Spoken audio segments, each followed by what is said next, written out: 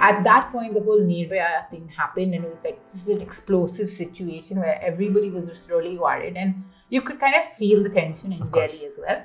We did a lot of wine tastings, and we do a lot of events at sea, like the Taj or like the ITC hotels, and we'd wind up around 11 o'clock. And we were predominantly a women-staffed company, and my boss, obviously, he was a male.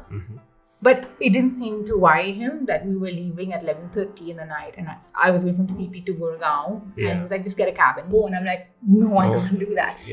Like, you know, like there are like so many of us that need to go home. Like, can you just like get the office car? Which there was an office car. I decided to just like tell my boss what he's doing is wrong. And of course, there was no room for any discussion. He's like, just did not want to hear it at all. Like, even when we're doing events, there's always a debrief, right? After an event. That's how normally you should run things.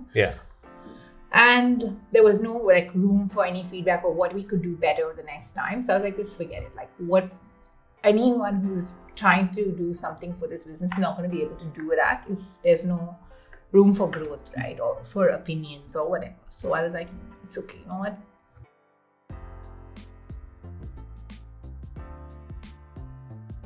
Maude Abraham is the founder of Get Gorgeous Beauty Bar. If you have ever walked down Lavelle Road, closer to UB City or the beer club, then there's a good chance that you have come across her outlet, bang opposite Smokehouse Delhi. And also, if you're into getting your nails done, then there's a good chance that you already know what this brand is about. So in this episode, we go into a lot of things. She being an entrepreneur, she talks about what her journey's been like and how she eventually got around to scaling her small-time business into something that's extremely sustainable today and one of the most well-known beauty bars in Bangalore. We talk about how she quit her high-paying corporate job, decided to go back to the drawing board, really equip herself with the right kind of skills, the right kind of education, so as to get back into the beauty business, get back as a nail technician, and really put herself out there and help her family and friends out initially, and then eventually slowly scale the business from a B2B side of things to what it has become today.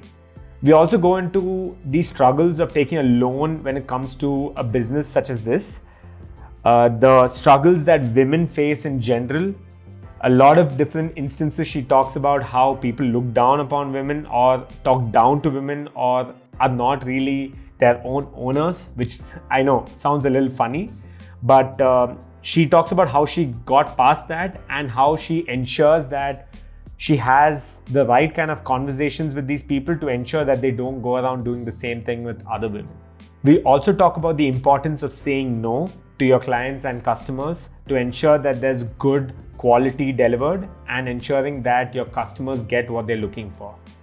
And also, to some extent, ensuring that the customer is always right, to always have a very customer-centric business, because what we might have in mind or what might be our perception or idea of a client's or customer's requirement may not be what he or she might have walked into your store for. It's awesome and great to understand the journey that a woman entrepreneur goes through. There's no denying that the challenges that women face today are far, far, far bigger than what men are put through. But it was just great listening to her story and the struggles that she's faced. And I feel there's just a lot of value that you guys can look to take away from the episode. I personally learned a lot, I can tell you that much. So while I also had a fun time shooting this one with Maude, I also had a very, very tough time with all the things happening around me. So for instance, I had this group at my doorstep that rang the bell and came down to take a survey of the family and people staying in this house as part of this whole COVID survey check or something on those lines. I'm not even sure what this is about. So that happened right as soon as we started shooting the episode. Then we had some sort of constant noise from the driveway below. It sounded like something was getting dragged along the way. Like Maude put it, it sounded like a funeral procession. But again, I don't really know what it was. That kind of lasted for a few minutes. Then this constant drilling and constant fixing sound from above. I think someone was trying to get their air conditioner fixed. And there was this constant grinding, drilling sort of noise from upstairs. and that just completely disrupted the flow, completely ruined the sort of momentum that we had going. There are just so many cuts, but then we've tried to kind of put these together in a way that it doesn't come across to you guys. It's something that you probably won't perceive. But having said that, we definitely have bloopers on the way. So we will have something around this, a video or two around this. So stay tuned for that. Yeah, on another note though, we just hit 1,000 listens, 1,000 downloads on the podcast. I mean, I can't even believe that happened.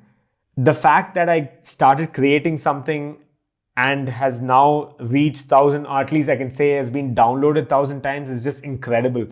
Every day I have this habit of checking the count, and I know I shouldn't be doing that. This sort of counter checking doesn't go a long way, and I understand that.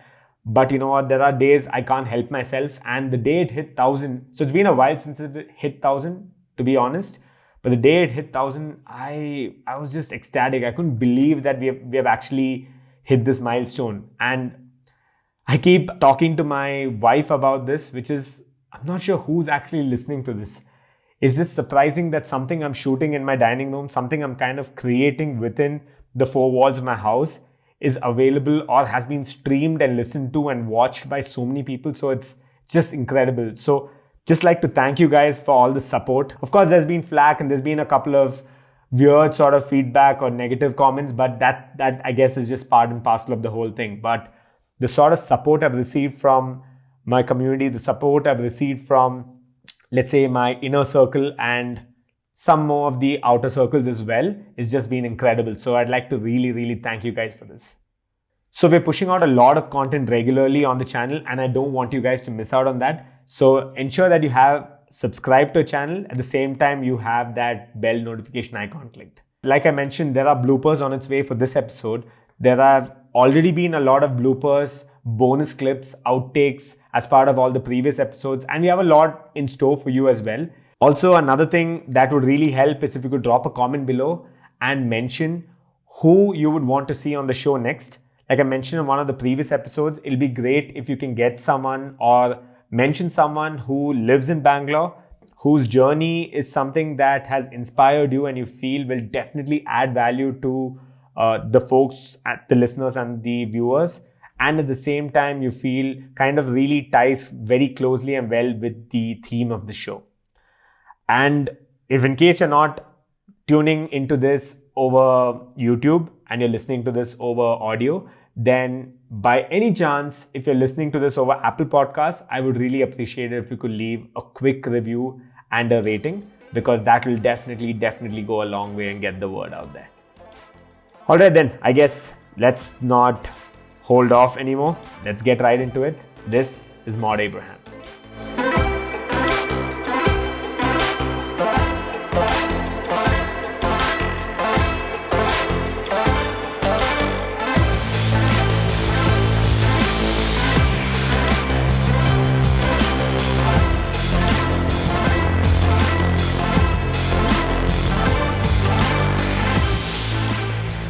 Any particular reason why they did this test? I mean, is it because... I think this Jayanagar, because it was that second or third block, something like that, was a containment zone, right? Okay.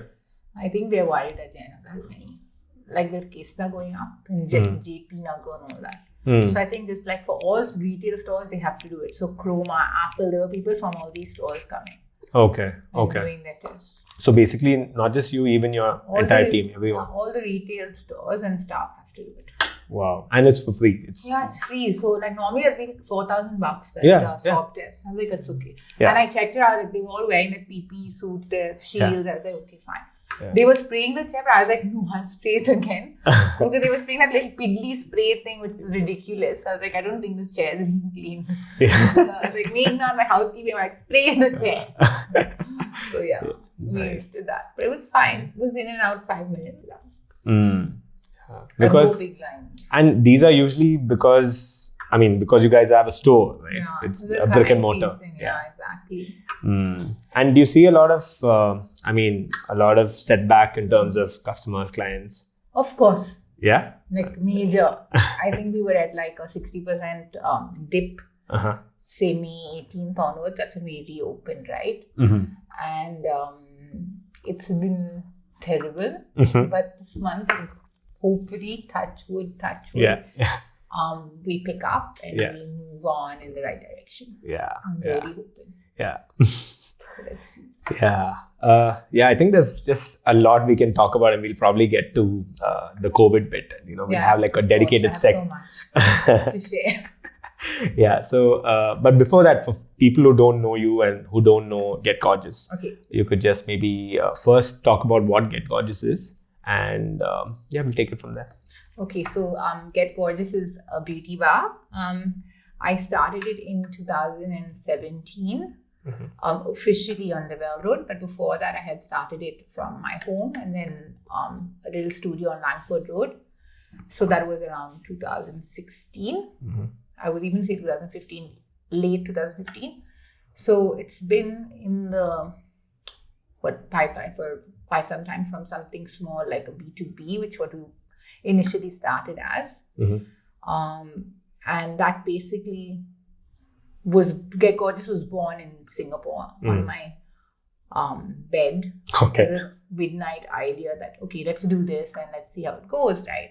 So initially, Get Gorgeous started as a B2B, like I said, and I invested $50 Sing dollars, and I brought in a few samples, and I in the middle, just before quitting my actual job, I came down to Bangalore and I met a few salons, and I was like, would you be interested? And to my surprise, everyone was ready to order from me. So I started doing that for about 8 months, and it did pretty well. It did well for me in terms of I was a one-man show, right? I was doing everything myself, and that was great because it was really not that much of an output in terms of my resources and even capital, because I take advances on my orders and try and function as efficiently as possible. Streamline, Yeah, exactly. And then when I started getting bigger orders, obviously the GST rule came in at that point. So it really messed with a lot of things. And I was like, I'm going to have to get this huge trade license, this licensing for import fees, and like all these fee licenses you need to get. And I was like, forget it. You know, maybe I should just jump this idea or try and do a B2C, Right. Because I was always good with hair and nails and stuff. So I was like, let me try this. And I just do stuff for my friends and my mom and stuff. And they're like, why don't you try it on me? And then finally, I came back from Singapore. Did you move here with the intention that this is why you're coming back, or? So kind of, because I quit my job too much. I debated so much because I love Singapore, and honestly, that was my plan, was to move to Singapore and make it, and get an apartment, live life there, and maybe get married there. Who knows, right? And obviously, my husband would have been like, no, India. But obviously, I love Singapore in such a way that I was planning to make it a home for myself. But obviously, work didn't go as planned. Working for a startup fashion kids brand, there was a lot to do, and I felt like there was so much of my own sweat and blood going into this brand, which was not even mine to call. I said, why not do Get Gorgeous, right? So that's kind of where this took me. So I quit, came back, and that's when I kept pursuing GG's B2B line. And then finally I said, let me do nails. And I was just messing around with a few friends' nails, and slowly I started getting more people over, and I was like, wow, people really like my work. So I actually went to Singapore again and got my certification done, came back. And for about 9 months, I worked in my dad's office as a little studio. I took probably this much of space and just had one table and a selection of my polishes, and I would do nails for people. Here in Bangalore? Yeah, in Bangalore. And people were like, you're doing the nails. And I'm like, yeah, I'm doing the nails. I'm certified nail tech. And abroad, it's a pretty good thing to be a nail tech or a lash tech, know. But here, it's such a concept that people think it's crazy. You're doing this. No, actually, someone else should be doing this. Are you sure you want to touch my hands? I'm like, what do you mean? The only thing that I don't do personally is feet, because I've not actually been trained in the pedi field. There's actually a lot of training, and you need to know how to do certain things, Yeah. So I just don't do that, but I do hands. And so I did my training, came back, and by 6 months into my little studio stint, I had gained quite a good clientele. So I was like, let's take this to the next level. And my mom was like, are you sure? And my husband, my boyfriend, then now husband, was like, you can do this, come on. And my sister was like, yeah. So I got a Lavelle Road store. It was super tiny, 700 or 800 square feet. And that's what basically started Get Gorgeous Beauty Bar. I changed the brand, I changed the logo. I revamped it a bit to make it more B2C sort of appealing and has that aesthetic. So we did that. And Get Gorgeous Beauty Bar was born then. September 2017 we opened. And now we have 2 branches. So one in Jayanagar, one in Lavelle Road. We slowly added another floor to my Lavelle Road store. Right. In March of 2018. So because things were doing really well, touch wood, like people liked our work, and so that's how really Get Gorgeous has grown over the time. And now in June, after this COVID lockdown, we opened Lavelle Road like in a big new store in the same building. On the second floor, it's 2,500 square feet. So we went from 607, which is 1,300, 1,300 square feet to double that. So it's been amazing, and touch wood, I've been really happy with where we've gone. So nice. That's what Get Gorgeous is. I hope everyone. Yeah. So do you still practice though? Do you? Yes, I still do nails. I pitch in when there's a client needs my suggestion or wants me to do something specifically. So we do charge a senior nail tech charge as well. So obviously you're paying for that premium service. Like if you want to book with me. Unfortunately, with having 2 stores, it becomes a bit difficult for me to have that time to do nails for someone, right? Unless it's someone who's like really like insistent on me doing it, then I will obviously allot time for that. So I still do nails. I love to actually pitch in. So even if my other nail tech is doing something and they need some guidance, or my client wants me to pitch in, I'll just put on my gloves and start helping out and doing stuff. Right. So And you said you went back to Singapore to get certified. Yeah. Is it because Singapore has a lot in those verticals or industries? The beauty bar actually concept for me was, I always saw this thing in Melbourne when I was studying there, that there's blow bars and dry bars, and just that's what they call them. And you would go in, it's just specifically blow dries. That's it, right? Yeah. There's no other, can I get a wax? Or no, it's just like in and out blow dries. And on Sundays, they had like specials. And on Thursday, they had specials. You could drink with it. And, and it was very quick in and out for your weekend. You're ready with your hair. You look amazing. Or even on the week, if you're meeting or whatever. Right. So that's why I was like, wow, that's really cool. And then living in Singapore from the time I was a kid, every third store would be a nail set, like a nail bar. Oh, is it? And Singapore is huge, right? Gel polish, all these extensions. People do it all the time. They're doing their nails, they're doing their lashes. And it's like, the next shop is cheaper than the previous shop, So it's very competitive, and it's like dime a dozen. So it's crazy, right? So I was like, I really want to be able to incorporate these 2 concepts and create that's why I called it a beauty bar. So a lot of people are like, what's a beauty bar? And I'm like, we don't serve drinks, but it's beauty that's quick, and you can just pick up like a beer at a bar and quick chat and you're done. So that's what basically is Get Gorgeous Beauty Bar. So. Right. But then, like you said, things are quite, I'd say, things are picked up a lot in Singapore, and that's like one of the hubs. Like they're known for like really cool stuff. Their work is amazing. Like their quality of work is great. The next people, I think, the people who give Singapore a run for their money is the Vietnamese. Okay. And unfortunately, the Vietnamese, I'm sure, I've been there a long time ago. I'm sure they have many nail bars, but the Vietnamese are everywhere, all over the US, Singapore. And even in Australia, all the nail bars are owned by Vietnamese ladies, and they're so quick. They're quicker than the Indians in terms of their work. Their turnover is super high, so that's why they keep their prices so low as well, and they can afford to do it because they've got clients lining up, right? So that's another concept which I was like, we need to be quick with our services. So again, that's why the whole beauty bar concept. As well as us being affordable. So whenever I used to come back from Melbourne, I'd be like, oh my God, I'm spending like 3,000, 4,000 on my nails. And I'm like, I'm a student, right? If I was in Melbourne, I'd spend $20. So $20 is like $1,000. Indian rupees, right? Max 1,500. With the exchange rate, right? So I was like, oh, I really wanted to make it chic-onomic. So I coined that little word.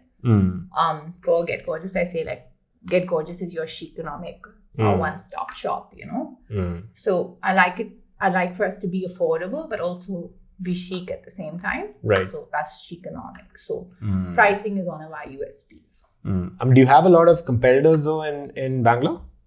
Of course, I think that where right now, if you look at where we're located in Lavelle Road, we have, I think, 9 salons around us. For nails. Yeah.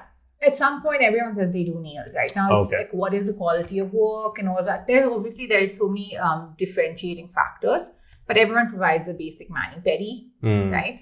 Now, it's for the client to decide what type of quality of work do they want. I'm not saying that the other salons aren't doing great work. Yeah. Of course, before I opened GG, I was probably going to many of these salons, right? And I would say everyone has their USPs, and of course, what quality of work I think is where your differentiating factors. So there are a lot of competitors. I would say maybe out of those 9, 3 would be mine. Okay. The others I wouldn't even bother about. So. Okay. And these guys have, like you said, they basically do a bunch of services. They have a lot of things under that umbrella, right? But you guys have stuck to.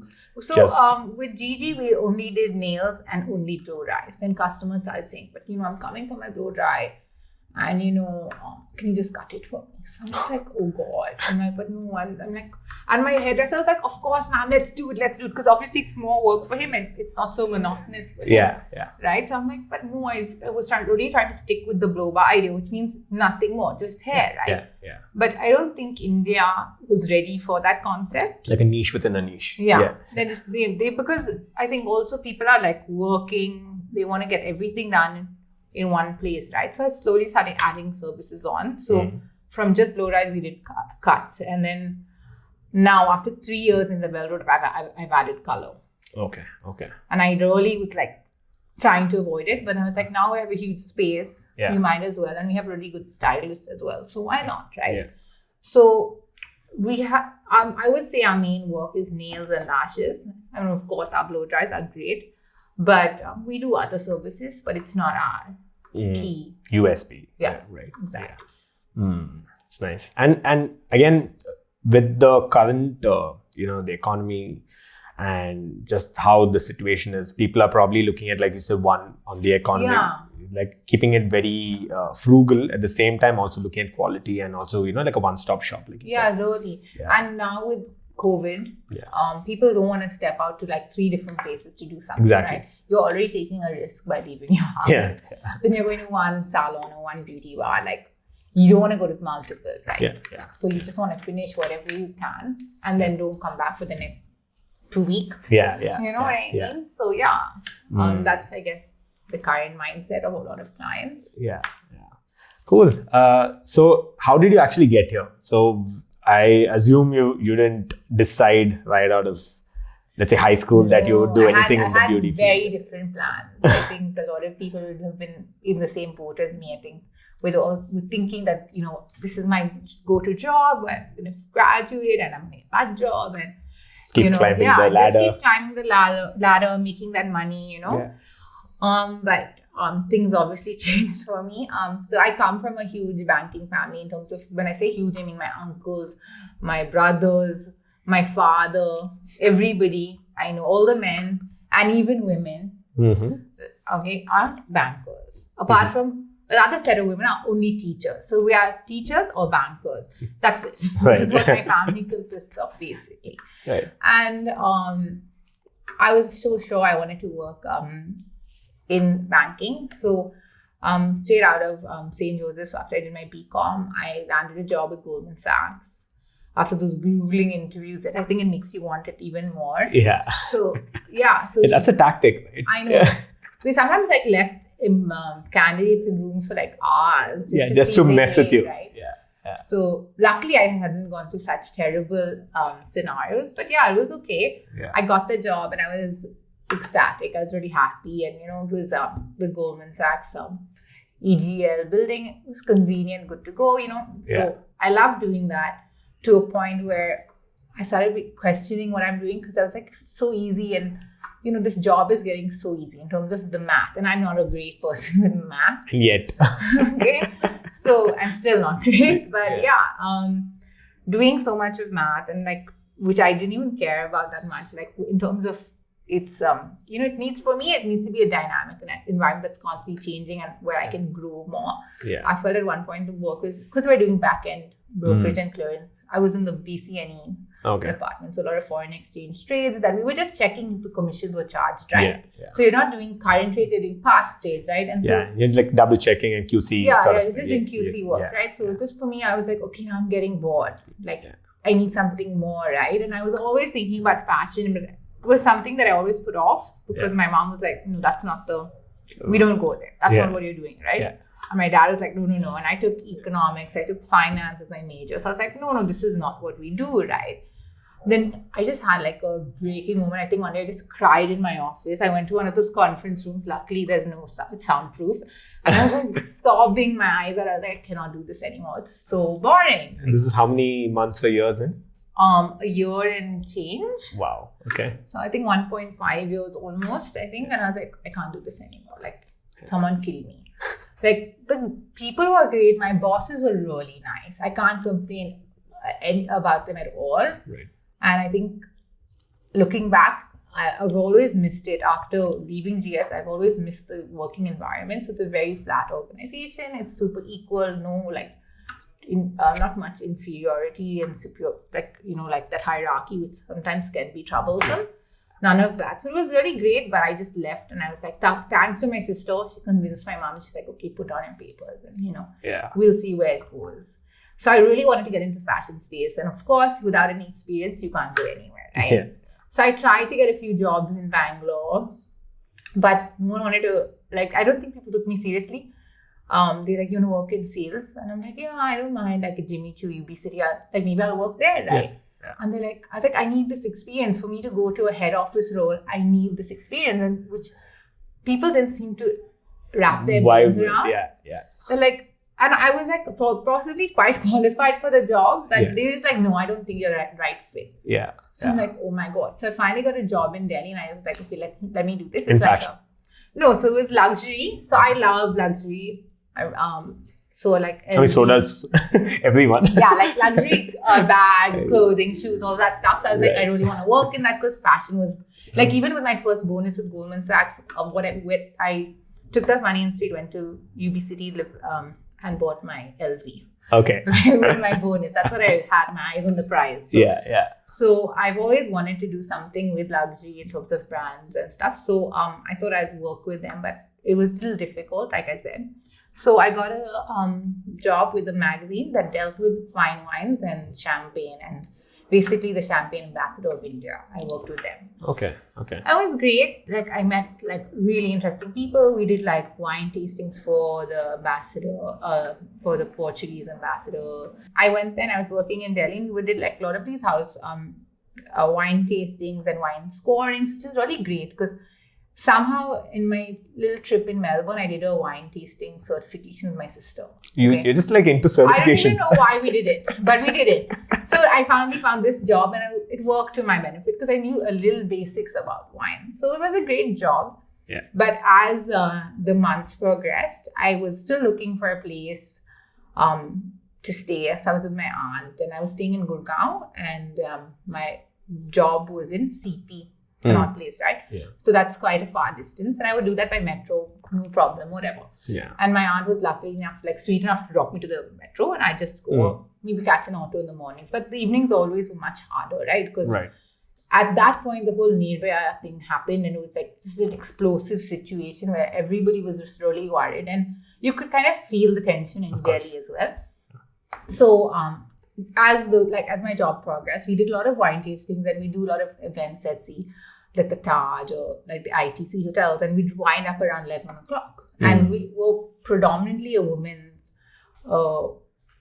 women's staffed company. And my boss, obviously, he was a male.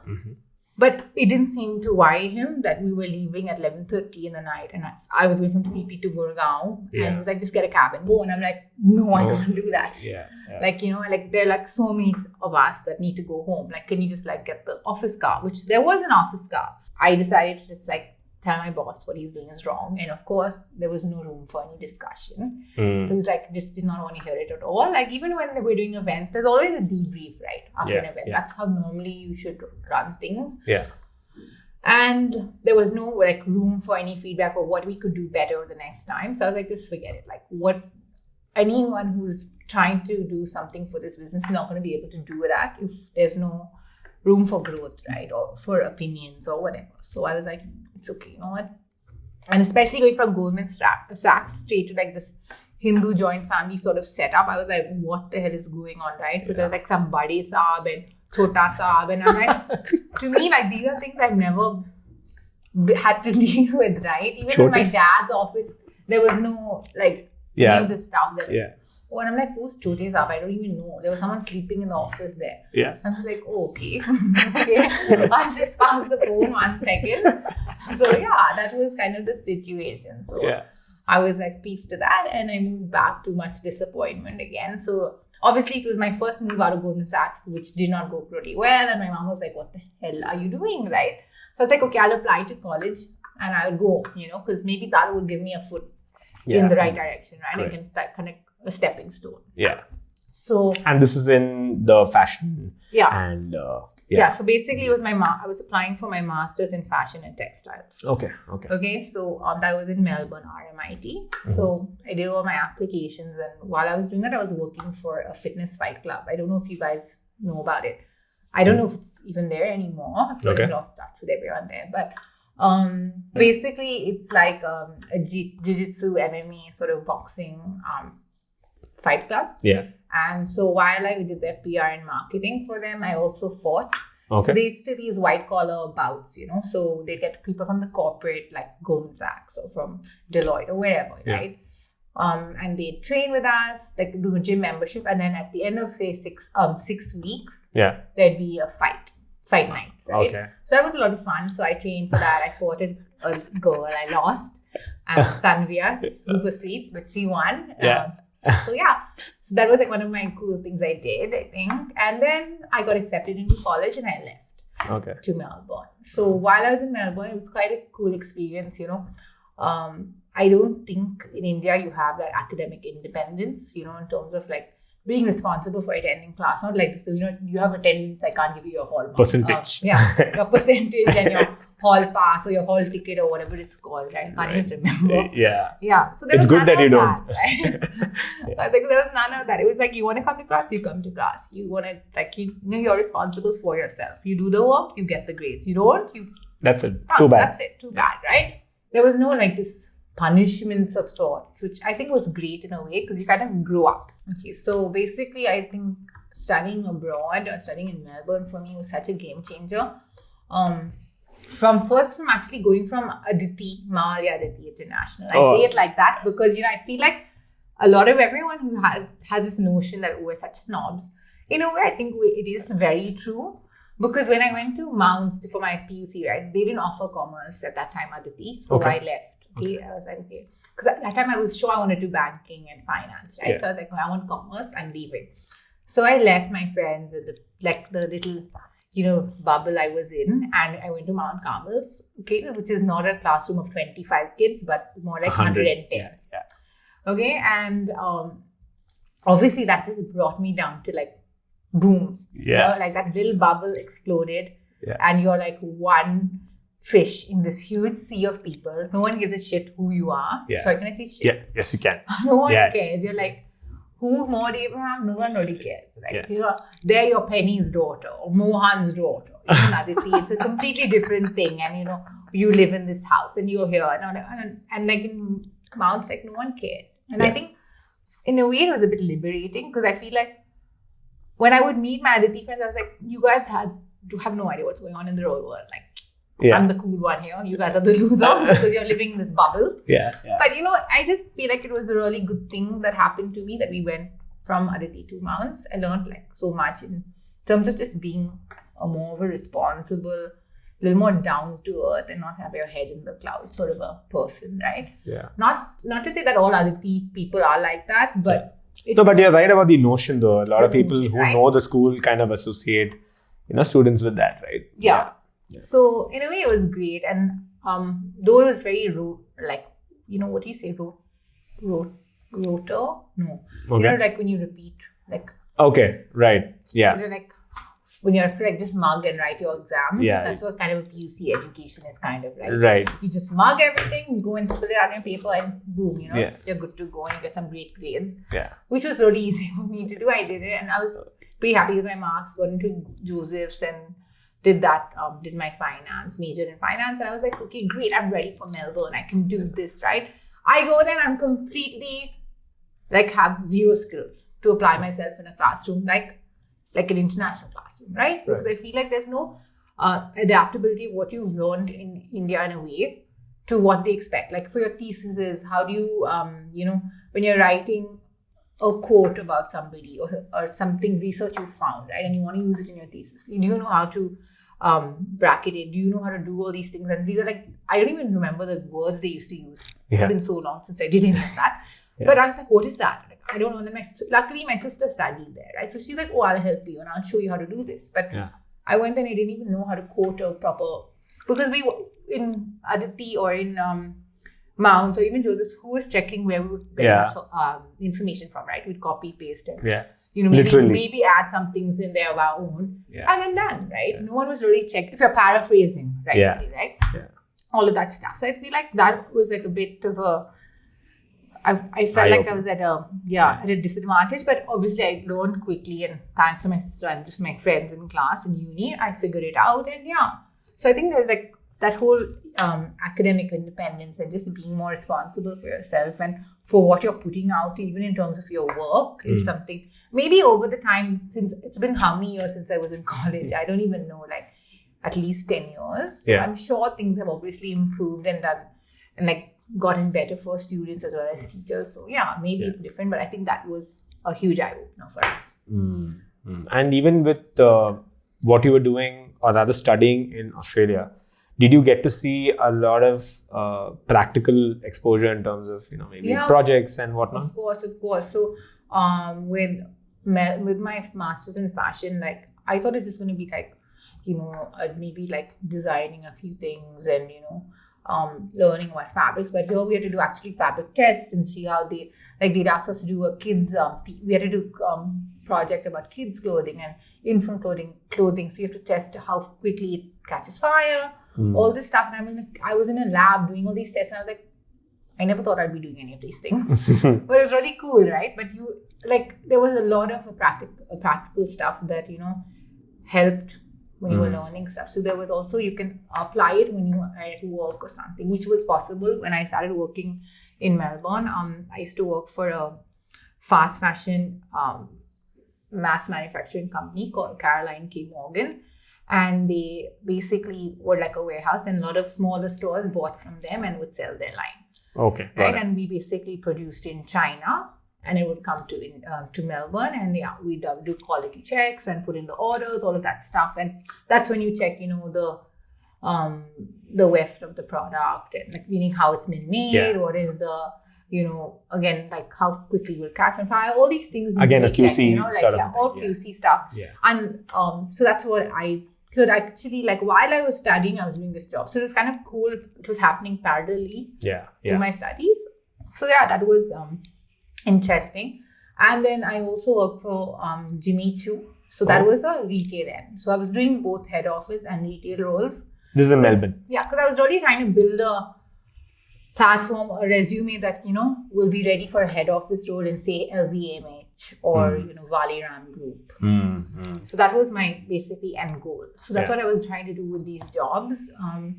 I obviously gathered a lot of experience and stuff. So I think one thing that you mentioned a while ago, which I feel a lot of people struggle with, is the fact that companies don't take you because you don't have experience, but where do you find that, that initial, how do you get the foot in the door, right? How do you get started?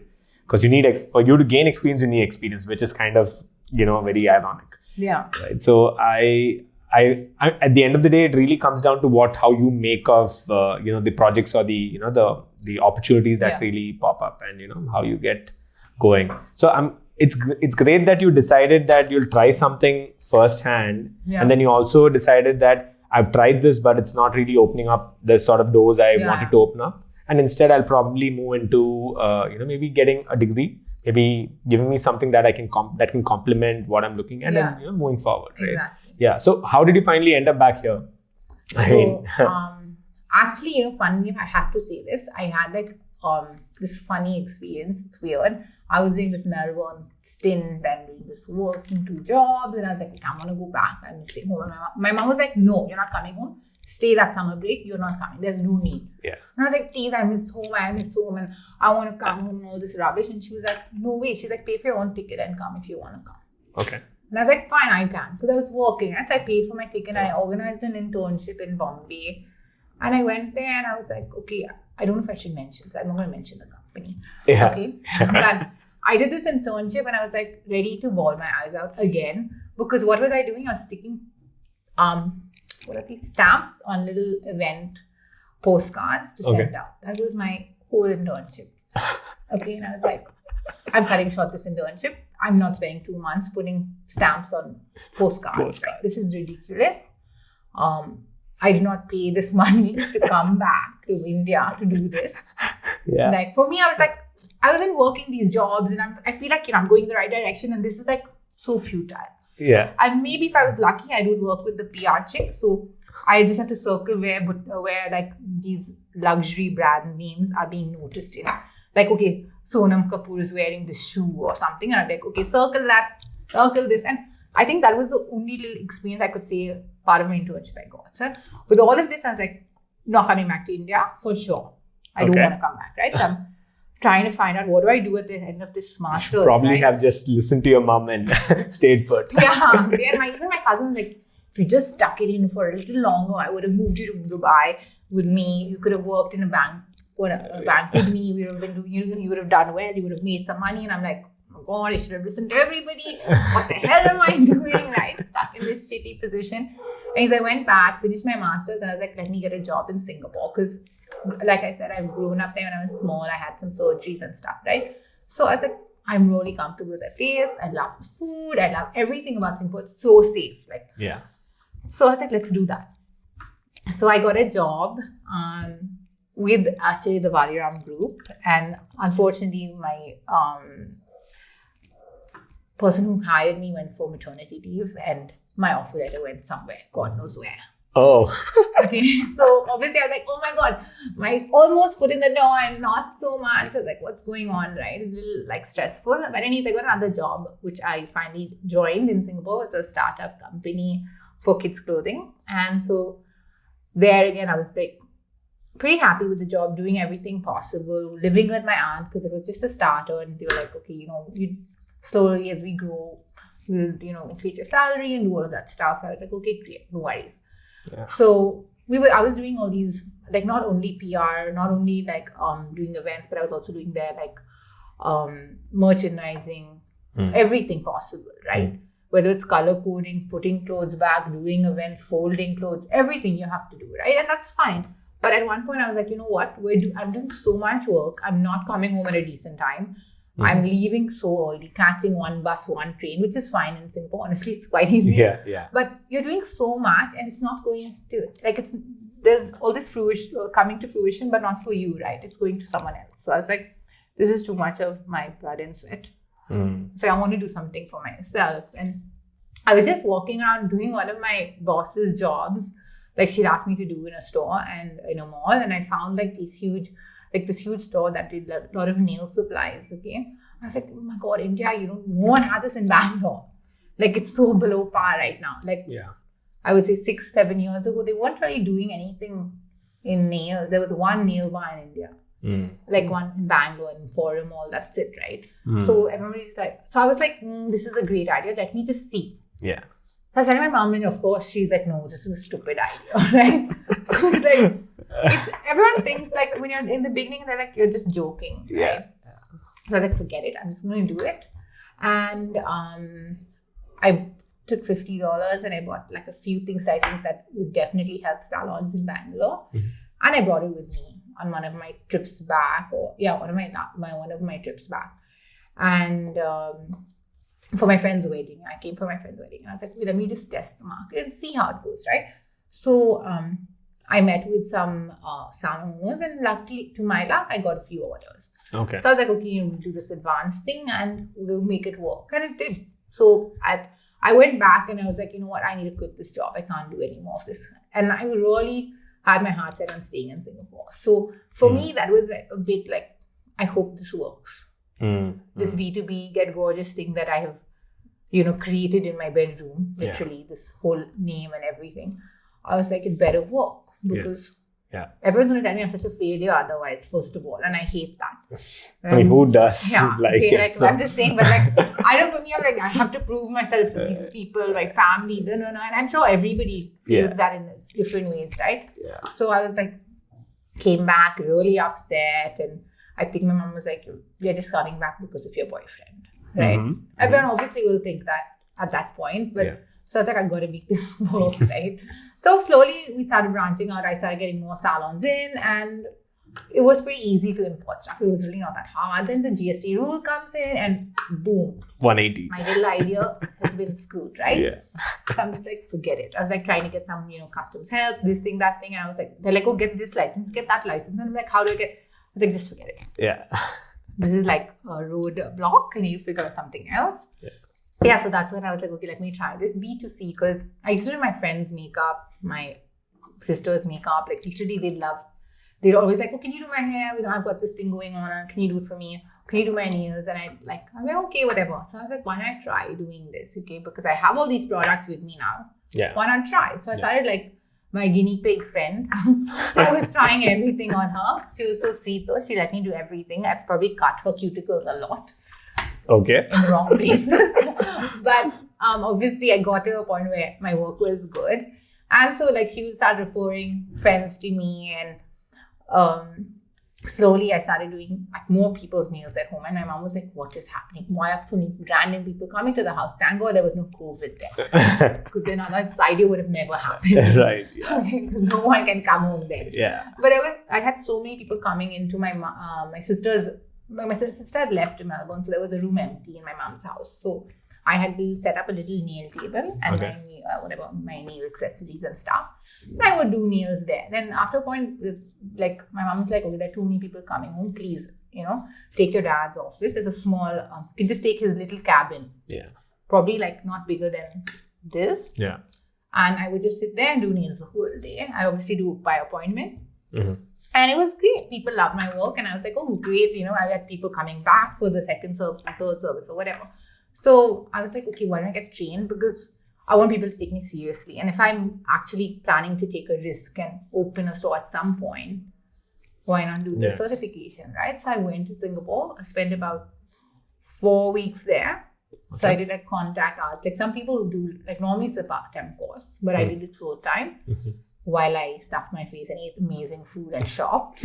I did this course which I loved. I had like an exam, everything, all of that stuff. And then I got my certification. So I just felt like I needed that. Otherwise, I think people wouldn't really take me seriously. And I'd just be like the run-of-the-mill salon owner who really is just not faffing, but not doing anything actually first hand, right? Yeah. And then you really can't really help the staff, and you can't really help your client, and you're just like one of these people who are just saying things that have no experience. Right? Yeah. I think that's also what kind of sets Get Gorgeous apart, from the rest of the salons. Yeah. So, I got that, and I came back, and I continued doing nails for people at my dad's office. And it's all word of mouth. Only word of mouth. I remember Dania Ramkumar. So she's Raj Kumar's granddaughter, right?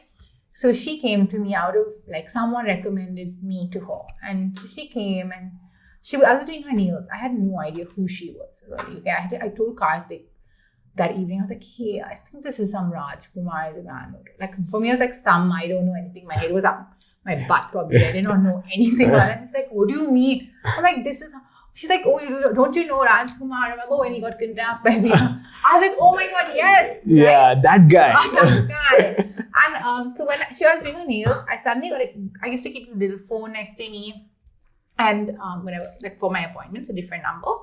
And while I was doing nails, I'd see like these calls coming in. And normally when I'm in the middle of a service, I don't answer.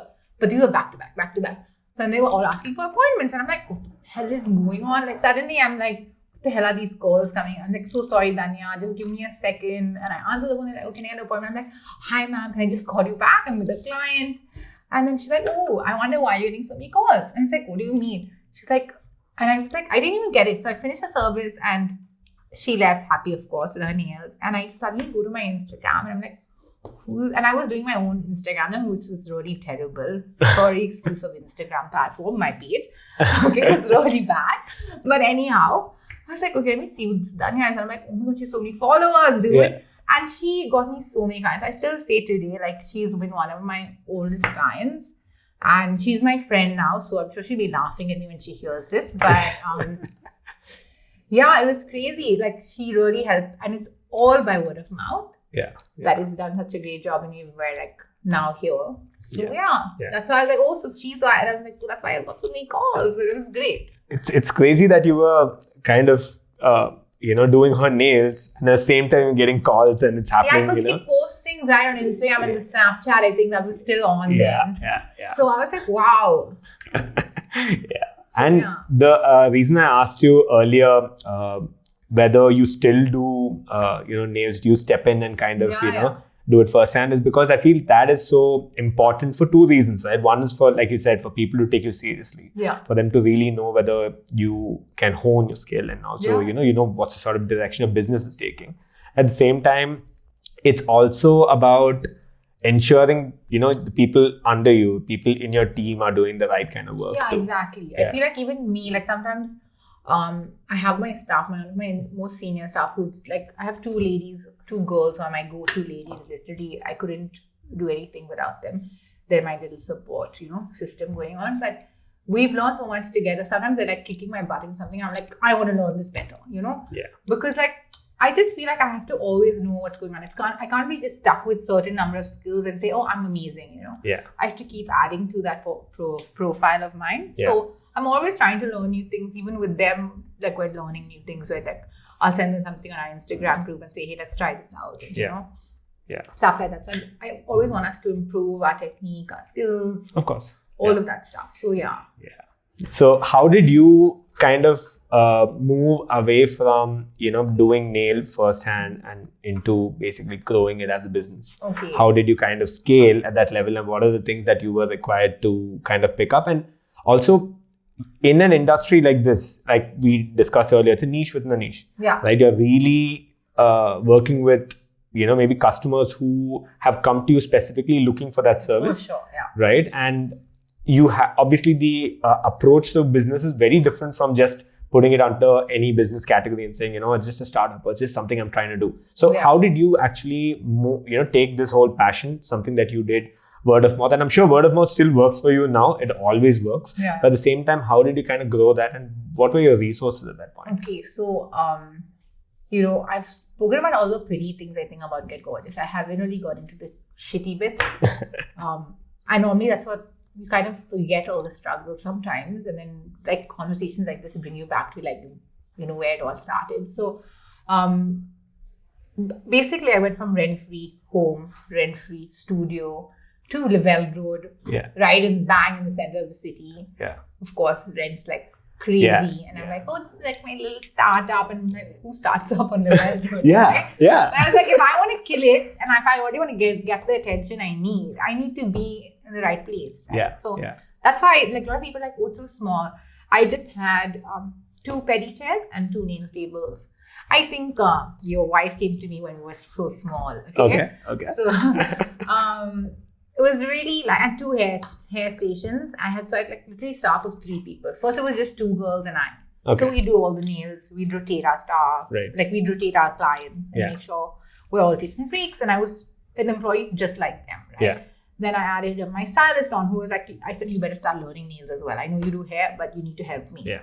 Because at this point, we were just one floor and we had like a line of people outside the door. Yeah. And my mom was like, what is going on? There's no space for people to stand here. What are you doing? Yeah. So I was like, okay, we'll figure it out. And even then, I think September, November, till March, like it was really tight, difficult to like, do stuff. And I was always doing nails. So I would do at least 5 people's nails a day, just like my staff. So we were all like kind of overworked a bit.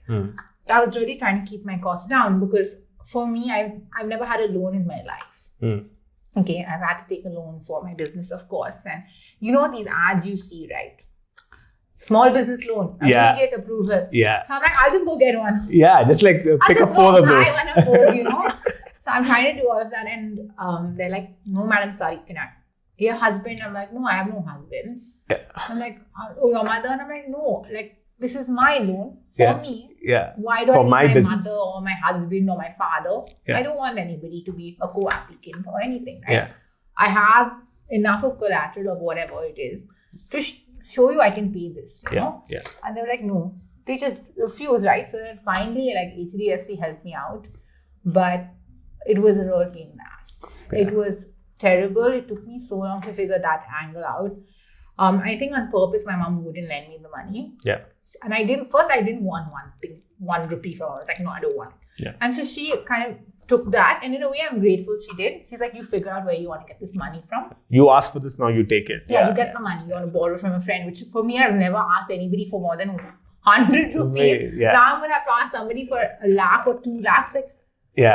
Like when I called my friend, I started crying because I was so scared and so stressed. And I was like, I can't believe I'm doing this. This is like taking a bet, right? And I'm like, I'll be thrown it soon and everything. Yeah. So I borrowed this money from my friend. And luckily, my dad left me some money. So I put it in a little apartment.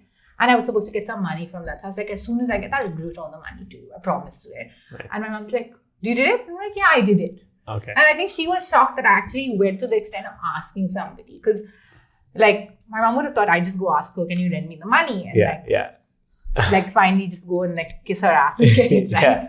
But I didn't. So I think that in a way it was good, right? But it also kind of, it's a life-altering thing in a way because you're like kind of shaken up a bit. And you're held accountable. Responsibility, right? And that was just for my security deposit, right? Right, so and now I'm getting this to renovate, do the store, do all of that stuff. The bigger chunk of it, Yeah, so you're like, how old was I? I don't even know, 20-something, 27 or something. And I've got this 6-7 lakh loan. For me, I'm like, what? Oh my God, I never thought of even, taking on this loan. And I really, I didn't imagine myself taking on such a, it is a responsibility. Of course, I think, paying that EMI and, not sure if you'll actually make it to even be able to meet those EMIs, right? I think that's a big scary thing as an individual. Forget being a woman, just as an individual. I think it's a bit scary. Yeah.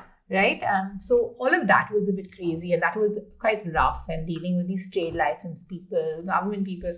Even to this day, like yesterday I was telling you about the COVID test, right? They refuse to talk to me. I'm the owner of the salon. But they're like, who's your owner? Okay. So I'm like, who's my owner? I said, I'm the owner of I'm the one of me. In Kannada, my broken Kannada, whatever Kannada. I think I speak good Kannada, but when I'm scared or when I'm worried, I get really tense. Frazzled then, backing it up. And so he's like, where's your owner? And I'm like, why do you need my owner, dude? I'm here, right? Talk to me. I'm the owner. Yeah. He's like, no, your husband. I was like, oh my God, I want to kill him, right? So I had to get Karthik on the call. And then he was like, he's like, hey, Gidra sir, tumba din alwa. And I'm like, you just spoke to me so rudely and you're speaking to my husband so nicely. You did a shit. Like, I was so irritated, right? Oh. And of course, my husband had to get the short end of it because I was like, So, but this is what you have to deal with. Like, no one really takes you very seriously when you're starting something in general. Whether you're a guy or a girl. Young. First of all, you're young. Then but I feel women do have it tougher. Obviously, it is tougher, but I want to kind of be equal. I don't want to be mean and say, oh, women are. But we are struggling. Obviously, I'm still struggling. If you can take yesterday's example, which I wanted to literally strangle that guy. It is tough. Okay, because you have to deal with not only bank people, you have to deal with government people. You have to deal with contractors. Contractors are asking my mom what they should do. And I'm like, this is my store. I'm paying you. Yeah, exactly. Listen to me, right? And they're like, madam. I'm like, no, it's irritating. What did Amma say? I'm like, Amma's not saying anything. Which Amma? I'm saying it, man. I'm the boss. So finally, with my second expansion, I took the second floor of Gildevel Road. My contractors and all these guys doing my work were actually listening to me before they were like asking my mom for instructions. But how did your mom even get involved in this? My mom is my sounding board. She's my silent partner that actually has no investments in it, and she gets bothered with all my DG problems. And I'm like, Ma, what do you think? Ma, what do you think? So I always use her to help me with everything. I don't think I could do anything without her, really. And of course, my husband is also there. But so she was always there with me because I didn't use a designer. I was like super tight budget. I was like, I got my mom's, my really good friend's mom, who's an architect. She was like, interior designer, I mean. She was like, okay, you need a place, at least your water things here and your dry things here. So I was like, okay, great. I figured it out. I'll do it. Yeah. So I did it myself, which actually wasn't bad. But obviously it wasn't a budget and it wasn't as luxurious like where we are now. Obviously it's amazing. And we're like humble beginnings, I say. So, I did that. And of course, that's why I needed my mom's opinion. I'm like, can I put this color with this? Because I've never designed anything in my life, right? Max I've designed is like an outfit in my school, in my uni days, right? So I'm like, okay, whatever. So she really helped me with that. So that's why she was on site most of the time. And that's why people were like trying to ask her. And I'm like, no. No, she's not. Only I ask her things. You can't ask me that. Ask me everything else. So that's how I think it has been quite a struggle. Even now in Janago, in Lavelle Road, there's always a guy who'll come and irritate, like whether it's a government guy or even a plumber or someone else. They like try and assume that they should speak to the man. About this. So even my landlord, for a fact, like one of my landlords, they just think that it's much easier speaking to man, right? And I'm just like, no, do you mind continuing this conversation in English and, in a language that I can understand? And so we can all be part of it, right? Not just to make it completely a male-oriented conversation in a language that I actually have no understanding of, right? So I think, obviously it is a bit challenging as a woman. But I think over time, luckily, I've kept most of my same contractors, plumbers and everything. So like they just listen. They know, don't irritate her. Just do what she says, you know. But on the bigger spectrum of things, it is much harder. Do you see instances where women also do the same thing with you? I mean, do they also kind of, because it's I've seen instances where women kind of tend to also do the same thing men do too. It could happen. Fortunately for me, I've not been in a position like that, but I've heard of people in that position. So I can't really speak of it from my opinion, but it is pretty shitty that we sometimes tend to think that it's the right thing to do because it's just generally what people do, right? So it's very easy to lose track of that and just join instead of saying, hey, no, this is not how we're going to do it, right? It's like even for example of that government official, right? Instead of saying, hey, I would think even if it was Karthik who finally spoke to the BBMP guy, right? I think it's like, if you actually sat and explained it to one of these guys and told them, hey, you can tell her the same thing.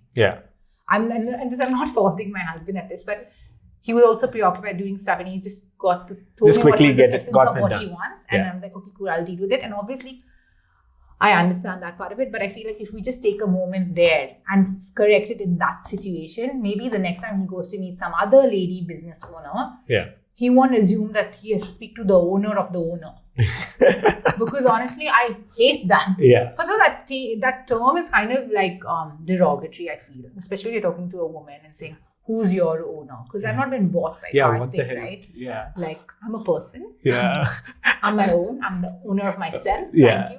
So it was a bit strange, but I feel if that was just corrected at that point, at the root level, you say, hey, explain that to her and tell her the reasons why you're doing so and so and why you're requesting so and so. I think we can just be able to communicate better, right? And just handle things as independently as possible. And did you see a lot of this when you were working in your startups or in your... Yeah, of course. Like, forget Goldman Sachs. Goldman Sachs is like, for me, it's like a little diamond, shiny diamond. That was great. And honestly, I think that made me a little more spoiled in terms of expecting that sort of a treatment, right? You go to Delhi, you buy a job in Delhi. That gentleman, my boss, was nice to us, yes.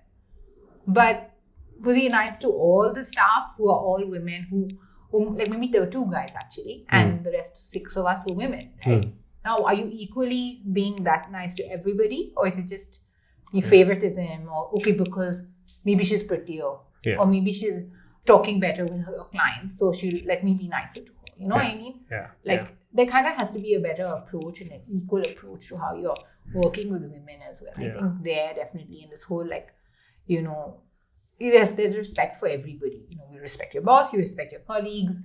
But there's no you don't go over and beyond respecting someone as if you have to bow down to them. I think that's also another thing that in India we feel like we need to do. Sucking up to folks and whatnot. Yeah, exactly. And I feel like, okay, even if he's not your boss and he's your boss's mom or your boss's, like I said, chote saab and bada saab, all these things who actually have no interaction with you at all, right? Yeah. I can understand if it's a small firm and the wife is also helping out, or their dad is helping out, the father of the boss is helping out. Of course, definitely you need to show some respect and all of that stuff. But there's no preferential treatment and going way over beyond and almost kissing ass and doing that stuff. I think that's so unnecessary, right?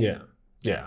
And nor does the other person who's in that position gets to treat you badly either, or speaks down to you. I think that's something, speaking down to someone is something that I feel like we can do so much better in India. If we don't see everybody as, below par, especially in jobs, right? So one thing again I go back to Melbourne with this, right? Everybody is treated equally, whatever job you are.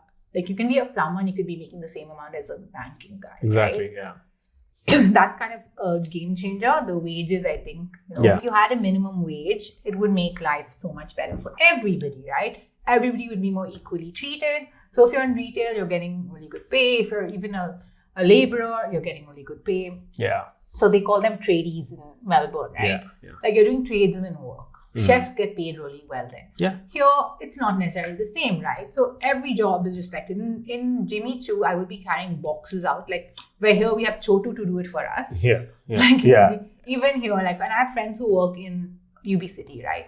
And who are doing sales front jobs. They all have someone to help them do the smaller jobs, or running to get the different size of shoes or bag or a different color, whatever it is, right? And in Melbourne, you didn't have that. You do everything yourself. So in a way, you kind of respect everything you're doing. You don't look down on anybody. So the same thing when it comes to doing nails, right? People are like, you're doing the nails? Yeah. But why? Yeah. You're the boss, right? Yeah. And I'm but I take pride in my work. When it comes to that, you're the boss and the owner. Yeah, exactly. It keeps changing, right?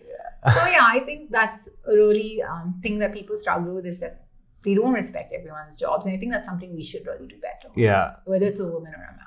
Yeah, I think that minimum wage definitely plays a big part in that, right? Because I've seen people who are firefighters to, any of these roles that you mentioned outside, abroad, people take so much pride in that, and that's just what they've always wanted to do, maybe. Yeah. And no one looks at it saying, why are you... Yeah, he's a carpenter. Maybe. Yeah, exactly. We don't talk to him. Yeah. No.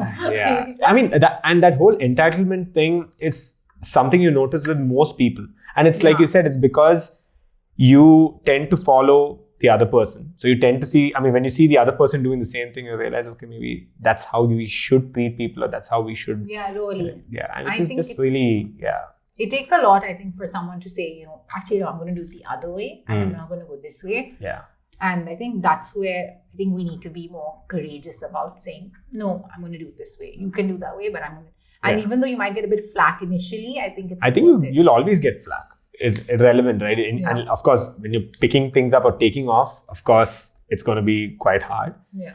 But the moment you kind of set that precedent, I think it always comes back to what you have kind of said. Because even with some of the previous guests I've had here, we've spoken about how in big companies or startups, it all comes down to someone at maybe the higher up the higher part in the hierarchy who kind of decide that, I'm not going to work post maybe 6 p.m. So that kind of sets the, the bar or the president, letting them know that you don't need to do it either. So if you're planning to work harder, great, but that shouldn't come at the cost. Exactly. The expense of the other person having to also do the same thing, because they're kind of, doing that. So it's a very, the rat race is a very weird thing to be part of. Yeah. So tell me, how did you go from, I mean, I know you spoke about details of how this whole passion became a business, but of course you had challenges as a woman, but how did you finally decide and how did you pick up all these other things around the business side of it? How did you finally, scale and, So I think, when I've done interviews or things before like this, they always ask me, did you have a mentor? Do you have someone? So I don't think I had a mentor as such. I had a really good friend, and she actually has a huge startup fund. It's called Saha Fund for women entrepreneurs, but it's more IT related. She even got an award from Maude for it. So she's the brains for me, and she was like my go-to person. I was like, let me vet my idea. I don't want to just do some harebrained scream, right? You got to do your numbers. You got to see if it works. You can't just do something without doing the math. And I think that's something as a person who wants to start something, you got to do some research. You need to check who are your competitors. Can you beat them? Yeah. Can you offer something different? And what are your pricing? What is it going to cost you to run for 1 year? Let's assume you have no money to make, right? When do you kind of break even? Yeah. And luckily enough, we broke even in the first year. Okay. And That's great. Yeah, and because I kept my cost really low. And so I asked my friend to check my cost sheet or whatever, my price, my budget. And she's like, yeah, this works. I think you should do it. And if you stick to these numbers, you will be fine. Yeah. So that's what I did. And I wouldn't call her my mentor, but she's a friend who has like the business acumen to help me figure out whether it's a go or no. And I think that's what you really kind of need to start something. You can't just say, oh, I'm going to make brownies and not figure out how much it's going to cost you to make those brownies, right? Yeah. And sell it and market it and all of that stuff. So did I answer that question? Yeah, of course. I can't remember now. Yeah, of course. And I think that mentor goes a long way, right? Yeah, really. And then at one point, when I was trying to like structure it more as a business and just not a one-off little shop that does nails, right? I took in obviously more help from my uncle who's in investment banking. I was like, what do you think? At one point, I thought I'll open in Hyderabad before I open in Jainagar, actually. Oh, okay. And I was actually looking at a partner joining me. But at the back of my mind, I was like, no, I just cannot think of giving anyone else ownership to this baby of mine, right? It is a baby for me. And obviously, this whole process was a lot of numbers, sort of figuring out what are you worth, right? And what are you willing to share? And I feel like that was where I was like, oh, I can't do this. I had a super cold feet. And luckily, just before this, I brought on an accountant. Before I was my own accountant, I was doing these little cash bills and acting like a weirdo. I think most people do, but I was doing all of this, my cash handling and doing my little tallies in the end of the day, and it would take me so long to close the store. Yeah. But I would do all of this and then try and do some sort of an Excel sheet that I felt all I had to get audited and stuff and do my final filing of taxes at some point. Yeah. I have all this documentation. And so I got a very tall accountant, young guy, who basically helped me like really figure out my numbers. So at this point, I didn't go back to my friend because he did the numbers for me and he helped me figure out, okay, where, what we can do in terms of what we can give them, what we can't, all of that stuff. And then I took it to my uncle. I was like, what do you think? And he was like, yeah, it's a good idea, but are you sure you want to do this? And so then I was like, for me, I wanted this business to be about me and nobody else, not my husband, not my mother. When I say husband, he was my boyfriend then. I didn't want anyone else's money. I wanted to do it myself. And I felt like I come from a line of women who are all independent, economically independent today. So I was like, I don't want to be one of those people. I respect everybody and that's their choice. But my choice for my business was like, I don't want anyone's funding. So even when I was looking for a partner, I wanted a partner who would be a woman, one, two, that has her own money to invest. So, there's no conversation of, but my husband said, we should do this, which gets a bit a little fussy when you have to deal with all of that stuff. So I think those are the things I was really worried about. And finally, when it came down to it, I had to have conversations with their husband and the wife. And I was like, this is no go. Because for me, I'm dealing with you and only you, nobody else. I mean, dealing with one person itself is also, and it's not your family, it's not exactly of your friend, it's someone you'd have never met. Like maybe you met them in one or two instances socially, like as acquaintances and stuff, but you have no actual rapport to like work with, right? So I think for that, that was a bit strange for me. So I was like, no, I can't do this. And I backed off. So it was almost a go, and we're like, no. So I said, you know what, if I could take this risk, why not open Jayanagar, right? So that's why I opened Jayanagar. And so that's how I've kind of slowly built this brand, and I've slowly got people to help me do stuff. So again, we're just a two-man show now. Okay. Now that I have Rakshit as my accountant. Yeah. But yeah, we kind of do everything. And slowly I started taking less clients and hiring more staff. But from staff point of view, I did all the training with them personally. So I made sure that they knew that, like I said, whatever you know, great, but you have to know the way we do it, right? Right. I'm not going to let you like start a client just because you joined today. Yeah. You have to know how we do our service, right? It's quite important, right? Yeah, it's not just like a pedicure. For me, it's a GG pedicure. What is our level? So like even coming up with SOPs, I was like, my accountant's like very diligent. Like he's like, we have to write down this. I'm like, oh no, I don't want to do this. And I was like, you know, maybe if I do this and I give it to my girls, and then they'll at least respect the fact that I'm trying to standardize something, like make it GG quality wise, right? So I started doing all of that stuff, and I feel like that kind of changed the direction of things. And then obviously when you suddenly go from a 4 staff to 20 staff, you're like, boom, right? Yeah. You're responsible for so many people, their salaries and just their well-being and just whether they're safe and stuff. Right. Yeah. And you starting things in Jayanagar, I mean, did you kind of assess the place, and is this something that you noticed would... So first I was thinking Koramanga, and I drove there and I was like, no thanks. That was my decider.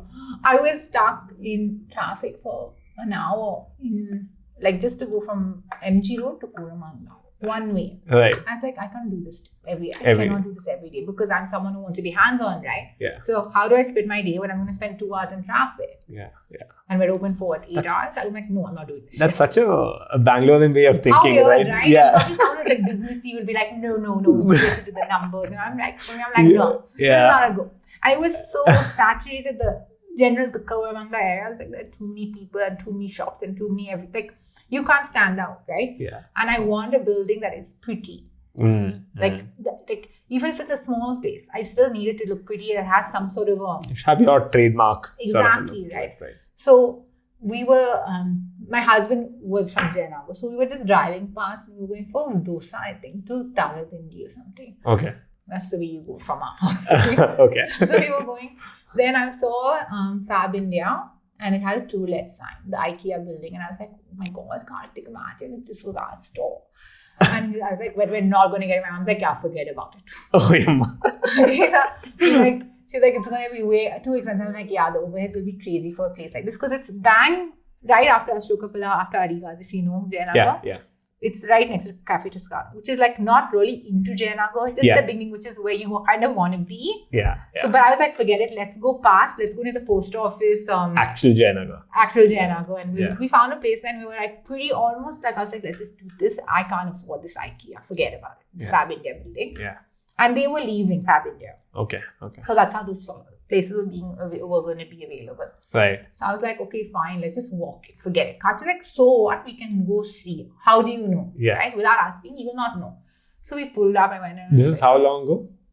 It'll be 2 years in Jan. Okay. So it is a while ago. Okay. Yeah. And I was like, oh my God, are you sure? And Karthik's like, shut up and come.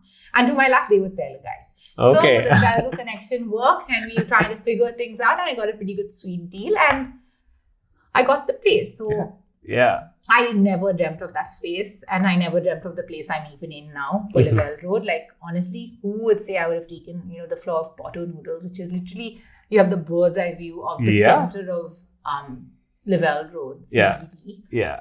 And it's a pretty sweet place. Yeah, of course. And the way the building is built, there's no pillars that are like ugly and like obstructing the view, right? Yeah. So I'm pretty blessed in that sense. I would have imagined either stores in that location, neither of the locations. So yeah.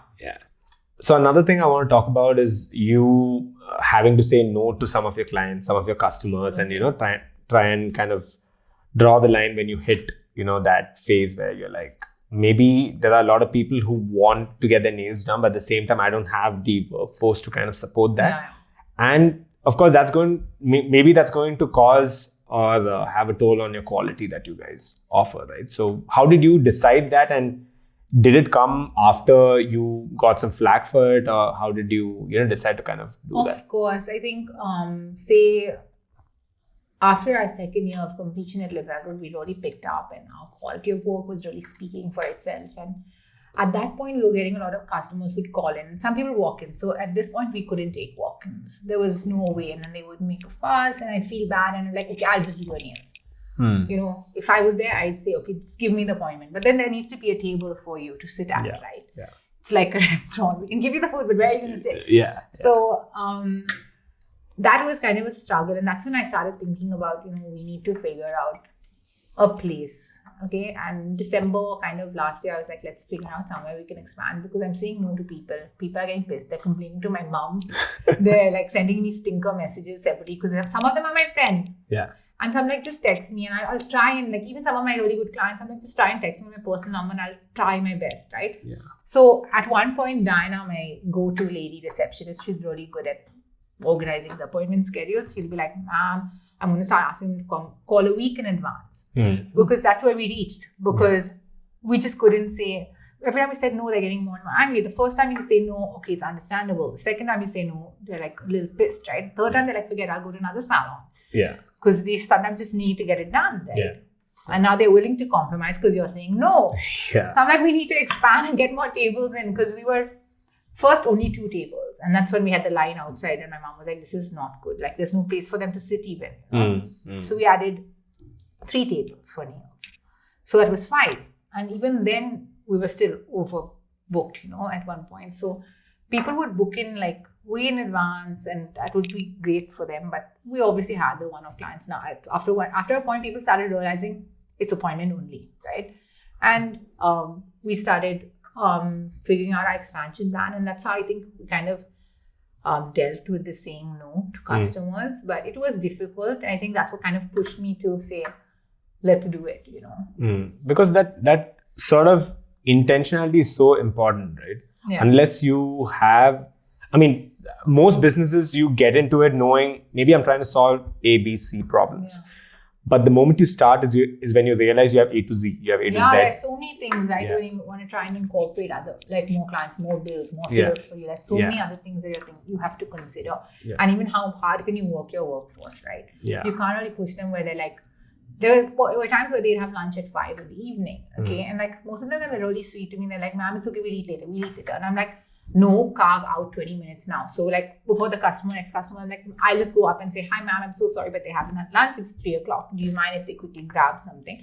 They'll be back in 15 minutes. Yeah. In the meantime, you can choose your color or whatever that is, right? Yeah. And it started getting quite bad at that point. So thank God, I hired more staff and also finding the right staff, right?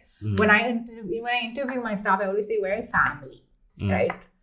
Obviously, there is respect and all for everybody, including me, but we are a family, and there cannot be problems, and there can be fights, and there cannot be all this, you know, petty stuff because we work so closely with each other. Like one person can do the feet service, one is doing the hands, so we're sitting quite close by, and we cannot have this animosity and this weirdness because the client can obviously get the vibe from that. Yeah.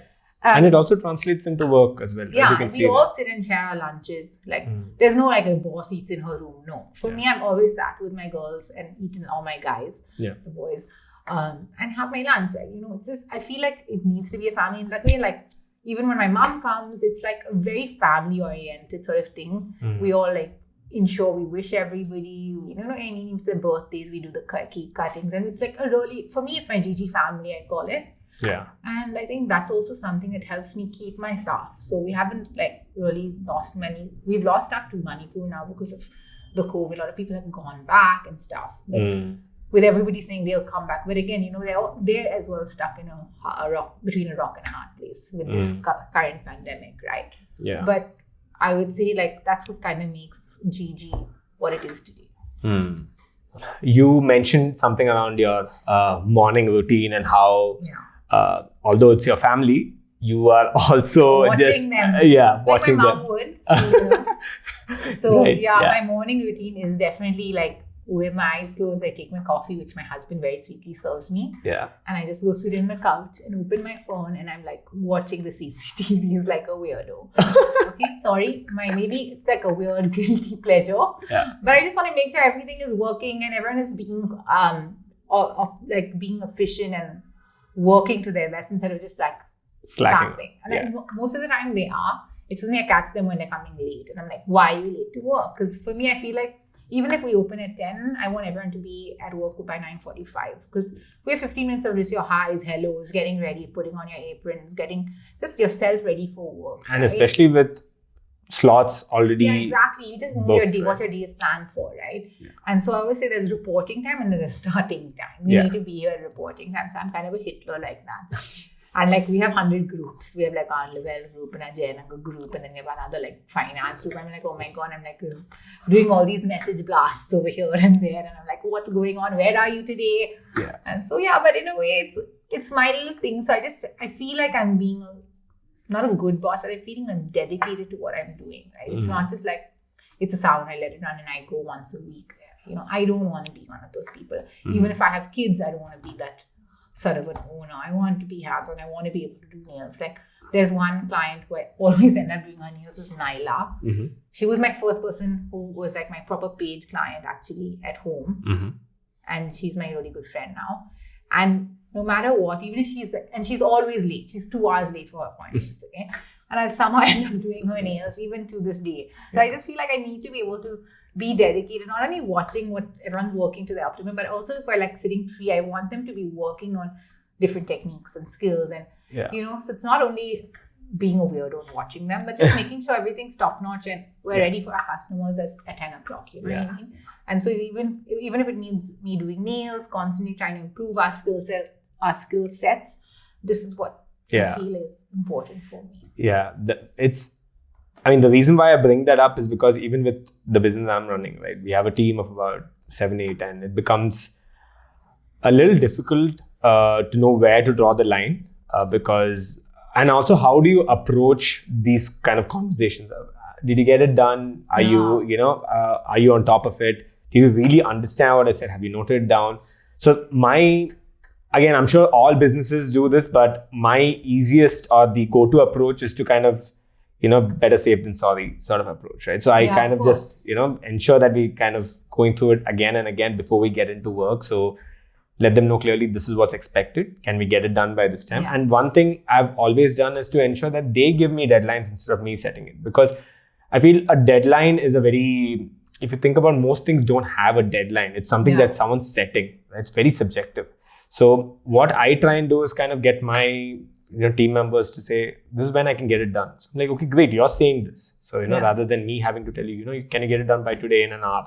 And the guy's like, it's 3 hours of work. How can I get it done by then? That's true. Right. So it's very important to strike that balance. But at the same time, you don't want to come across as someone who's just invading their privacy and, invading everything. Right. So, it's a very tough balance to strike. Yeah, of course. So true. Because we just did a self-assessment for each of my staff. I was like, you know what?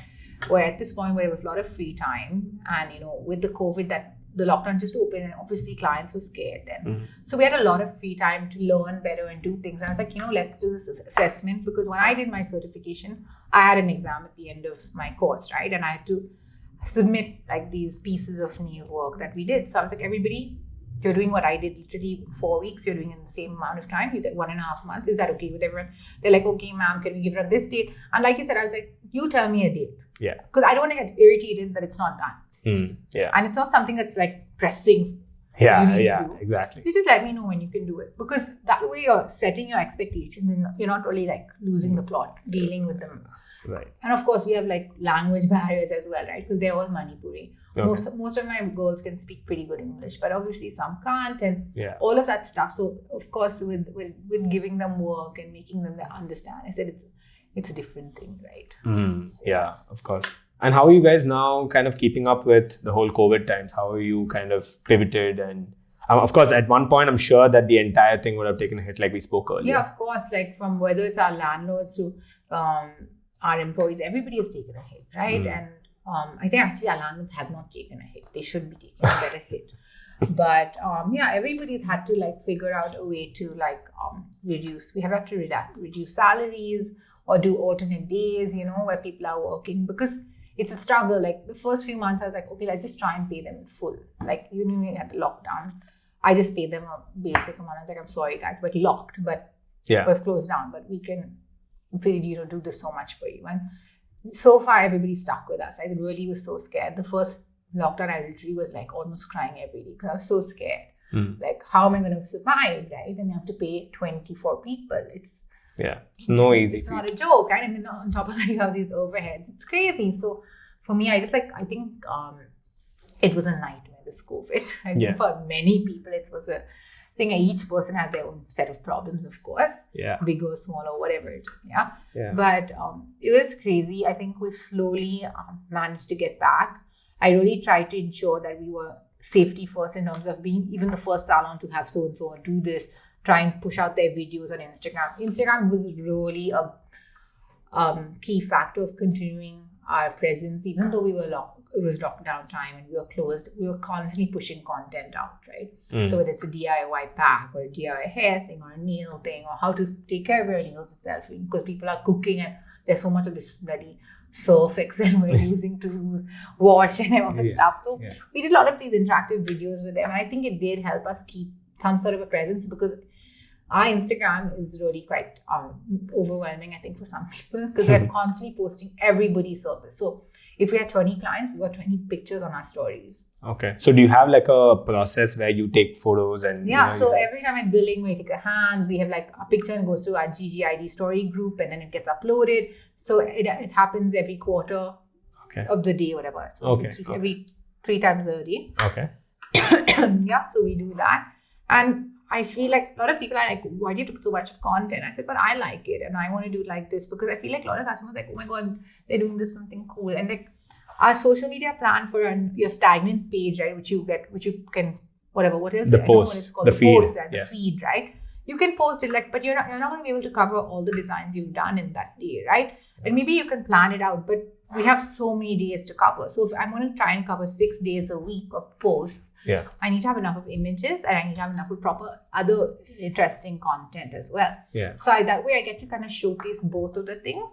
That's why I keep my IG story live and like constantly have things going on, like, haircut in progress, hair color in progress. And we've got like really cool people get ideas watching that sort of stuff. And that really helped us during lockdown. Do you have a dedicated person for social media? Yeah, so I have my social media team. He's been with me since my little Langford Road studio. Okay. He's another person who I don't think we could have gotten to where we are without his help. And they do all our creatives now, whether it's print media, print work or IG work, they do everything for us. And so Samantha does all my daily posts, and then we have our social media plans, which obviously get vetted before the month. And so that's how we kind of plan it and do that stuff. Nice. Yeah, I think people think I'm mad, but that's how I like to run it. The simplest and I'd say the thumb rule when it comes to marketing, especially on social media, is to if you have content, you push it out there. Just ensure that you are getting it out there with the sort of maybe the threshold of quality that you have in mind. And being effective as well, right? Yeah. And that's why I think, like, if I look at my pictures and look at how we started and now, I'm just like, oh my God, I can't believe I was putting that out there. Right? But then it's great that you did, because that's what got you to this point, right? The fact that you still, if you didn't do that, you probably wouldn't be doing it at this level right now. Exactly, because people will screenshot things, they're like, can you do this? And I'm like, okay, of course. Because at least we have something that you like. Right. And customers are crazy. They're like, not crazy in a good way, because they come planned. Everyone has a plan. They're like, I want this picture. They researched it, So I'm just like, great. I love customers who do that. Yeah. What I also like, customers are like, oh, just do whatever you want. Yeah. Of course, That, like, you can just be really creative. And then I'm like, okay, great. I'll help with this client. Because it'll be fun, right? But then there's someone who doesn't know anything, doesn't know what they want. And then we have like 300 colors. So it gets a bit confusing, right? When you don't know what you want. I think that sort of consulting, or that sort of, you being an expert goes a long way. Yeah, that's true. Because they're like, oh, can you call your boss? Or, can you call Maude? So I'm like, I'm so used to it now. So I never used to be even aware of the fact that if you wear a certain color, your skin looks darker or lighter. For me, I've worn the most outrageous colors. And I just don't care about what people think. But there are so many people in India, especially because we have this whole stigma about fair skin, light skin, all of this stuff, right? I was like, oh, will this color make me look dark? And I realized, you know, I need to change my brain the way I think. I can't just say, yeah, any color, ma'am, don't worry, you can carry it just do what I do. Yeah, because each person is different, right? And their personalities might not be that confident to carry it off. So I could put green on them, but the minute they walk out, they're going to be like, oh my God, it's so terrible, right?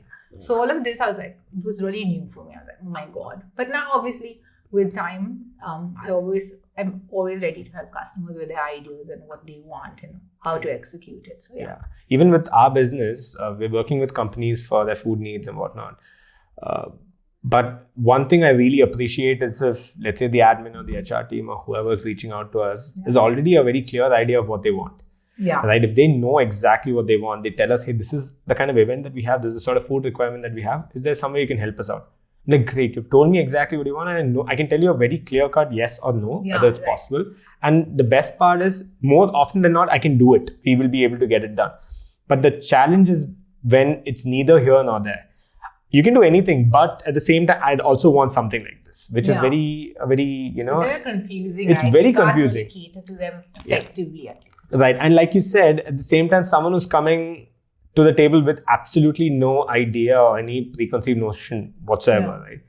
They come in and they say, just give me whatever. So at that point, you can't just do what you feel is best. You should do what's best for them. Yeah. Like you really need to know what your customer is looking for, at least to some extent. Yeah, and then that's the only way they're going to come back. But yeah, I know that's sort of, you know, that. In a way, I feel like sometimes we're like little like therapists in a way, but like, I mean, like psychotherapists or whatever, shrinks in a way.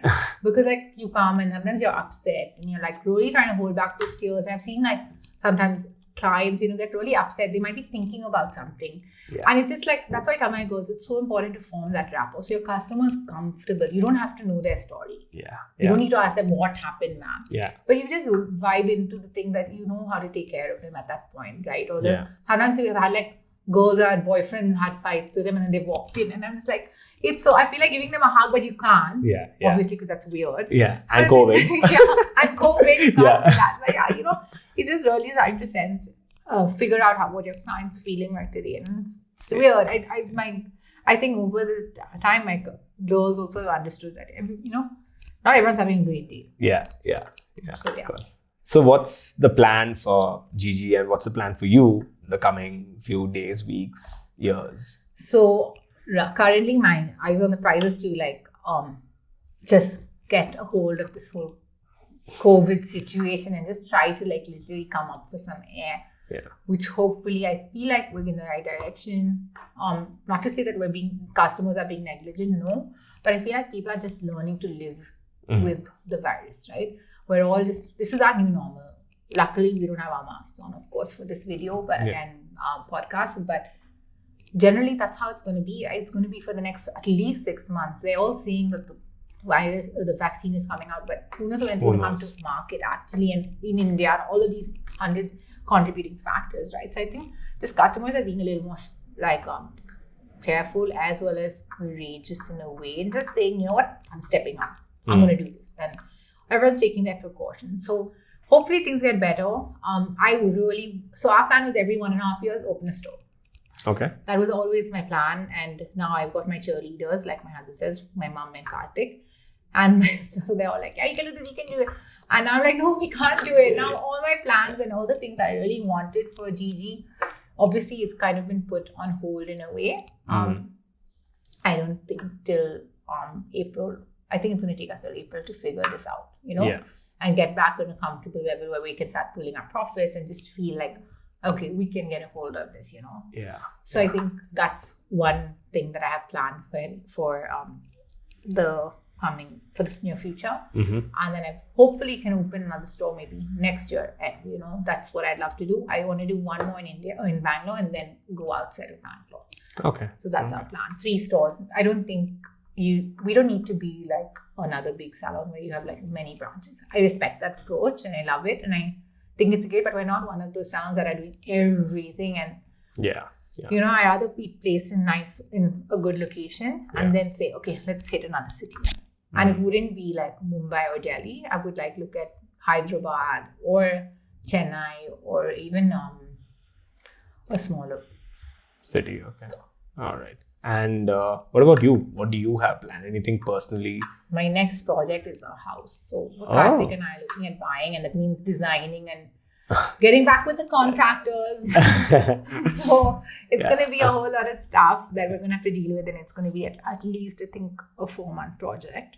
Okay. This time, with my Jayanagar store and my new Lavelle Road store, I got the help of Anaki, my interior designer. Karthik's a really good friend. So that way, people just realized that I was the owner and they had to listen to me. Yeah. So maybe this also will go the right way because I've got an agency to helping me design this house, because otherwise I don't know what it would look like. It looked like a mini Get Gorgeous, because that's all I know. So yeah, we're just basically doing that. So that's a huge project that we've got for the next 6 months, and hopefully we're in there by December. Awesome. Not next 6 months, 4 months. What are we in August, right? Yeah. Oh my so God. Probably by the end of the I think December will be cutting too fine, maybe Jan. But yeah, so once I do that, I think in my mind, I have all these, like for me, I work with timelines. So for me, I was like, I always thought, which is also another takeaway, is I always thought I'd be married by the time I was 26. I got married at 31. So, forget these goals. Sometimes you can't always stick to a time and a timeline rather. You kind of have to be flexible with that. Yeah. I think that's what sometimes worries people, especially when starting businesses. You're always like, oh my God, but I actually imagine doing something else at this age. Or I should have been here, but now I'm going to start from scratch. And I don't think that should be one of the things that are going to hold you back when you're doing a business of your own. So, yeah. All right. And I think that's a good place for us to wrap things up. So this something that we ask all our guests. So what's one last message that you'd like to put out there? Anything for our guests, for our viewers and listeners? I think in many ways, Get Gorgeous. And I was underestimated in various ways, whether it's friends or family. I think don't underestimate yourself. Keep pushing yourself, and obviously vet your plan, but don't take no for an answer. And even if you feel like you have many competitors, I feel like in every industry, there is always a big enough pie to share. And there's always something that you can uniquely be doing. So you have to find your USP. So yeah. Awesome. And if people had to find you online, where would they need to look? Our website's under construction. Okay. So you can find us on Instagram. Okay. Or just give us a buzz. Yeah, we all our numbers, and Google has all our details. Awesome. All right. Thanks for being on the show, Maude. Take an appointment. Yeah, I think that's one big takeaway from this. So yeah of course. Yeah. Okay. Thanks a lot, Akash. Yeah, thanks a lot for being here. And I'm glad that you could make some time out for this. I was happy to. I just couldn't figure out the time. That's all. But now we did, so that's good. Cool. It's a wrap. Okay.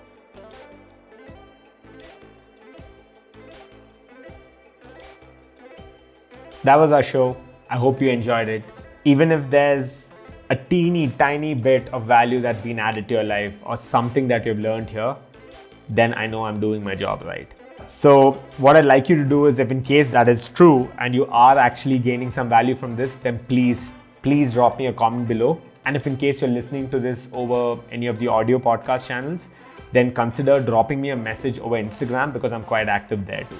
Another thing that will really, really help is if you could share this with your family and friends, because I'm sure you would know of certain people who would truly benefit from listening or watching this sort of content.